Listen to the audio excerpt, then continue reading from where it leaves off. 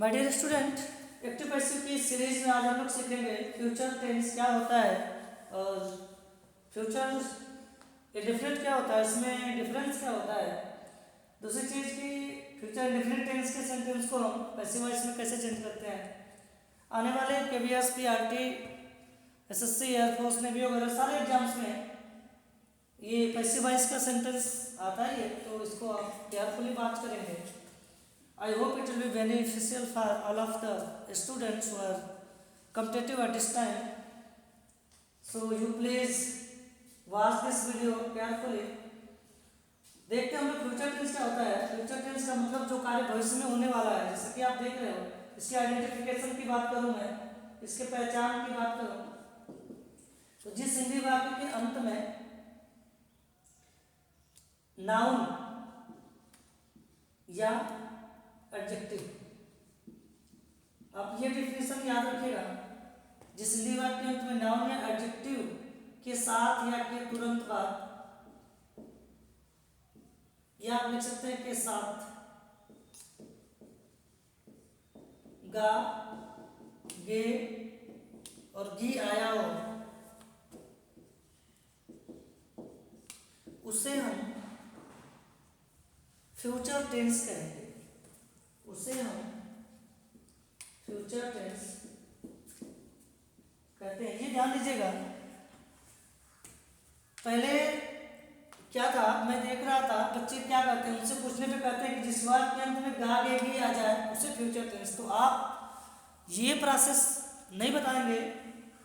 जिन बच्चों को आप अगर पढ़ाएंगे या जो कोई देख रहा है, तो वो आप इस पर फोकस करेंगे कि फ्यूचर टेंस उसको कहेंगे जिसमें केवल गागेगी नहीं, जिसमें नाउन या एडजेक्टिव के साथ गागेगी आए, वो फ्यूचर टेंस। अगर ये नाउन या एडजेक्टिव नहीं आएगा तो उसका प्रकार हो जाएगा। ये बात आप ध्यान रखेंगे, ठीक है। नाउन या एडजेक्टिव की जगह अगर वर्ब आ जाए तो वो इंडेफिनिट हो जाएगा। इसमें ये अंतर है, ये बात आप समझिएगा। तो नाउन का मतलब संज्ञा होता है, तो संज्ञा या विशेषण के साथ गागेगी। जैसे let's say have an example, जैसे मैं कहूँ कि वह, इससे मैं बात करूं, वह बहादुर होगी। अब इस सेंटेंस को अगर दे देंगे आप, तो यहाँ पे आप देख रहे हैं एक सब्जेक्ट है और इस सब्जेक्ट की को क्वालिफाई कर रहा है, ये एक विशेषता बता रहा है इसकी, और इसके साथ बहादुर होना इसी के साथ गागेगी कनेक्ट है, तो ये फ्यूचर इंडेफिनिट नहीं होगा। अब यहाँ पे क्या होगा, इस सेंटेंस को जब हम बनाएंगे तो यहाँ पे सी विल बी ग्रेट लिखेंगे। अगर ये फ्यूचर इंडेफिनिट होता तो बी नहीं दिखता आपको, ठीक। तो ये क्या है, ये फ्यूचर है केवल, तो इसमें विल बी और शैल बी लिखते हैं, ठीक ना। जैसे मान लो हम कह रहे हैं कि वह स्कूल जाएगी, तो इसमें क्या है कि वह अब स्कूल की विशेषता थोड़ी बता रहा है, ये स्कूल की एक्टिविटीज, ये क्रिया बता रहा है। तब इसको जब हम बनाएंगे तो यहाँ she will go to school, इसमें आपको बी नहीं लिखना है। तो अंतर क्या देखा आपने कि जब फ्यूचर इंडेफिनिट हो रहा है तो आपको बी नहीं लिखना हो रहा है, और जब फ्यूचर होगा तो आपको बी लिखना होगा। तो ये दोनों में अंतर आपको समझना होगा। तो ये फ्यूचर इंडेफिनिट हुआ, जबकि ये केवल फ्यूचर हुआ। समझ में आ रही बात। तो जैसे अब मैं अगर पैसिव वॉइस की बात करूं, तो इसमें जैसे मान लीजिए कि वो पुस्तक पढ़ेगी, ऐसा सेंटेंस मैंने लिखा, वो पुस्तक पढ़ेगी, ऐसे लिखा मैंने, ठीक है। तो अब वो पुस्तक पढ़ेगी, ये देखो वो पुस्तक पढ़ेगी। तो अब इसमें देखो कि ये अंत में क्या नाउन या एडजेक्टिव है, नहीं वर्ब है, इसका मतलब है फ्यूचर इंडेफिनिट हो गया। तो अब ये क्या करेंगे, सी यहाँ विल रीड अ बुक, ये हमारा सेंटेंस हो गया, फ्यूचर इंडेफिनिट का एक सेंटेंस हो गया। अब इसको जब हम पैसिव में चेंज करेंगे तो सबसे पहला काम जो आप करते थे, सबसे पहले ये जो ऑब्जेक्ट है इसको सब्जेक्ट बनाएंगे। तो अ बुक को यहाँ ले आएंगे तो हम लिखेंगे अ बुक। ठीक, जैसे प्रेजेंट इंडेफिनिट की पैसिव प्रेजेंट में बन रही थी, पास्ट इंडेफिनिट की पैसिव पास्ट में बन रही थी, वैसे ही फ्यूचर इंडेफिनिट की पैसिव इस फ्यूचर में बनेगी। ये चीज़ आपको ध्यान रखना है। तो फ्यूचर में आपको पता है कि क्या लिखेंगे, आई के साथ सेल लिखते हैं, बाकी के साथ विल। तो विल के साथ फ्यूचर में बी बढ़ाया जाता है, तो यहाँ भी बी बढ़ा देंगे। अ बुक विल बी, या third form read, at last by लगाएंगे और सी का ऑब्जेक्ट बनाएंगे तो हर हो जाएगा। तो ये हमारी पैसिव वॉइस बन गई, ये बन गई पैसिव वॉइस। समझ में आ रही बात? मतलब फ्यूचर इंडेफिनिट की पैसिव किसमें बनेगी, फ्यूचर में बनेगी, और फ्यूचर में विल बी और शायद भी लिखते हैं। ठीक, जैसे कमला गीत गाएगी। तो अब आप इसको पहचान लीजिए कि ये फ्यूचर है या फ्यूचर इंडेफिनिट है। तो आप देखोगे सर ये गाना, ये वर्ब दिया है, इसका मतलब फ्यूचर इंडेफिनिट है। तो यहाँ पे हम विल बी नहीं लिखेंगे, उस बी के जगह पे ये ऑलरेडी वर्ब दिया है तो हम सिंग लिखेंगे। कमला विल सिंग अ सॉन्ग। ठीक, अब पैसिव बनाएंगे तो क्या करेंगे, ये असांग यहाँ लिखेंगे। ठीक, अब देखो आई भी के साथ सैल लिखते हैं, आई भी रहता है तो सैल, और बाकी के साथ विल। तो आप देखो कि यहाँ आई अभी है नहीं है, इसका मतलब कि क्या लिखेंगे, विल लिखेंगे।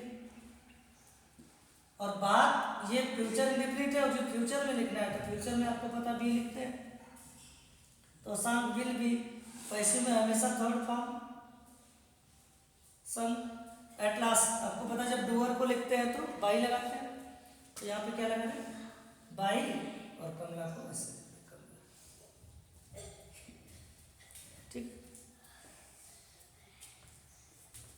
एक सेंटेंस और देखते हैं, राधा तुम्हारी सहायता नहीं करेगी। तो इसको ट्रांसलेट करिए, राधा। अब देखिए राधा है तो क्या लगाओगे, विल लगाओगे, और जब नहीं करेगी तो इसका मतलब इसके साथ आपको नॉट लिखना होगा। राधा विल नॉट, इस सहायता करना का फर्स्ट फॉर्म हेल्प, और किसकी नहीं करेगी, यू, आपकी। तो ऐसे एक सेंटेंस बन जाएगा। ठीक, पैसिव में चेंज करेंगे तो देखिए यू को यहाँ ले आएंगे, यू तो यहाँ क्या हो जाएगा, will not be, you will not be, और इसका third form helped bye Radha. ठीक, ऐसे कर सकते हैं।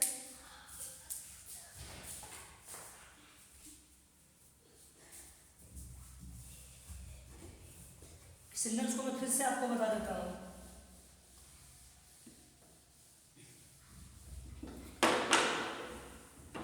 राधा आपकी सहायता नहीं करेगी। अगर मैं इसको लिखूं,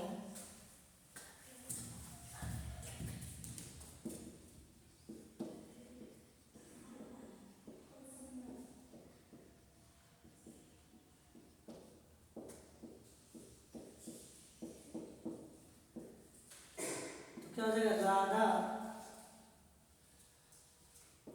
विल नॉट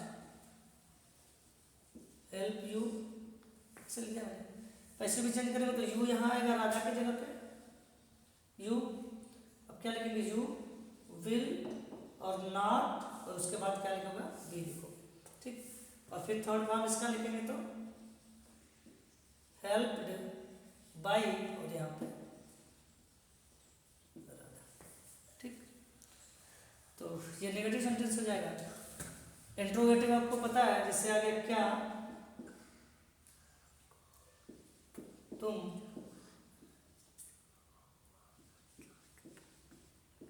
उसकी किताब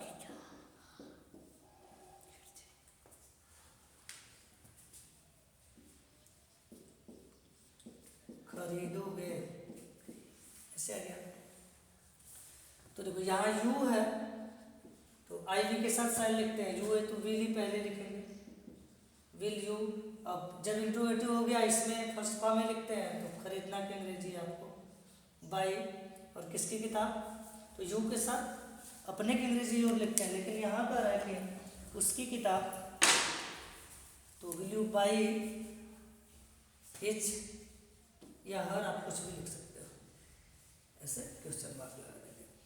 अब पैसिव बनाएंगे तो ये जो बुक है यहाँ पे पॉजिटिव केस आ गया तो यहाँ आर्टिकल नहीं लगाएंगे, तो बुक को यहाँ लगाएंगे तो क्या लिखेंगे, बुक। अब आई वी के साथ साइन लिखते हैं, बुक है तो आपको पता है यहाँ विल लिखेंगे, विल बुक। और यहाँ पैसिव में बी लगाएंगे, इसका थर्ड फॉर्म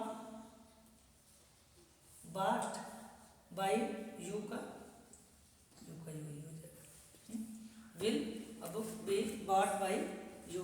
तो इस प्रकार से ये फ्यूचर इंडेफिनिट के इंट्रोगेटिव सेंटेंस को कर सकते हैं। एक सेंटेंस और मैं बताना चाहूँगा आपको, जैसे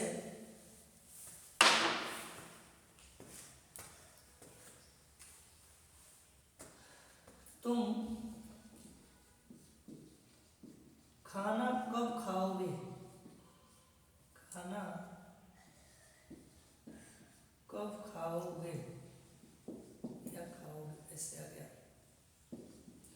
तो ट्रांसलेट करेंगे तो सबसे पहले क्या लिखेंगे, वी। व्हेन का क्या लिखेंगे, व्हेन। अब देखो यहाँ यू है और पता है आपको कि जब इंट्रोगेटिव होता है तो इन्वर्जन होता है, मतलब वर्ब पहले आएगी, तो यहाँ क्या लिखेंगे, विल, व्हेन, विल यू, और खाना का ईट, और उसके बाद यहाँ ऐसे हो गया।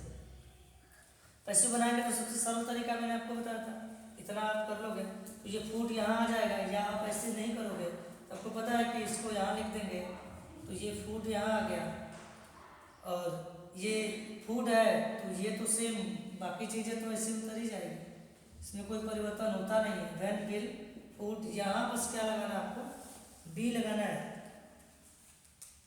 और पैसे में क्या लिखते हैं, थर्ड फॉर्म, ठीक, when, will, food, be eaten, और एट लास्ट आपको बाई, और यू को ले जाएंगे इधर, लिख देंगे यू, क्वेश्चन मार्क लगा देंगे। तो when, will, food be eaten by you. तो इस प्रकार से ये फ्यूचर इंडेफिनिट की पैसिव वॉइस बन जाएगी। तो ये रहा फ्यूचर टेंस को के सेंटेंस को पैसिव वॉइस में हम कैसे चेंज करते हैं, तो इसको सीखा हम लोगों ने। पीछे हम लोगों ने प्रेजेंट से लेकर के और प्रेजेंट और पास्ट और फ्यूचर तीनों के सारे सेंटेंसेज हम लोगों ने सीख लिया, और इसके बाद हम लोग नेक्स्ट सेंटेंस शुरू करेंगे। इंपरेटिव सेंटेंस क्या होता है और उसके सेंटेंस को पैसिव वॉइस में कैसे चेंज करते हैं। तो आज की इस वीडियो में केवल इतना ही पढ़ेंगे हम लोग। Thank you for watching my video.